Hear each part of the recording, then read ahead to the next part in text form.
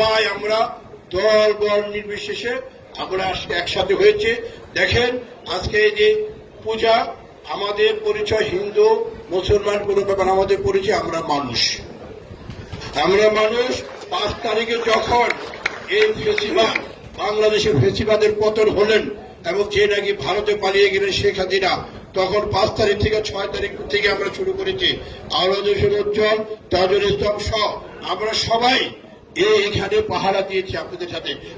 আমরা ছিলাম না, আমরা ছিলাম। প্রতিটি মন্দিরে আমরা গিয়েছি এবং আপনাদের সাথে মত বিনিময় করেছি, আপনাদের সুবিধা অসুবিধা কোনটা আছে।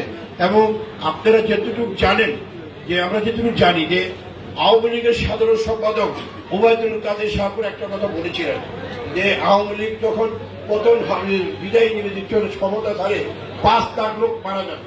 5টি লোক কি কোনো ক্ষতি হয়েছে বলেন? বলেন, এখানে হিন্দু সম্প্রদায় ভালো আছেন, বলেন, আপনারা বলেন, কোনো হয়েছে কোনো ক্ষতি? আমি যতটুকু জানি, আমার বাড়ির পাশে কালী মন্দির কয়গুত্তর, সেখানে আমি গিয়েছি, প্রতিটি মন্দিরে গিয়েছি। একটি হিন্দু লোকের বাড়ি তো এই যে আমাদের কাজল দাস দাদা আছে, বলতে পারবে কোনো কেউ আর হুমকি ঝুঁকি কোনো রকম ভয় ভীতি নাই। আমি আমাদের আওয়ামী লীগ করো বিএনপির নেতা কর্মীদেরকে অনেক নির্যাতন করছি, তারপর আমি সবাইকে বলেছি ভাই ধৈর্য ধরো, ধৈর্যশীলকে আল্লাহ পছন্দ করেন এবং দুনিয়াপুরে আছেন।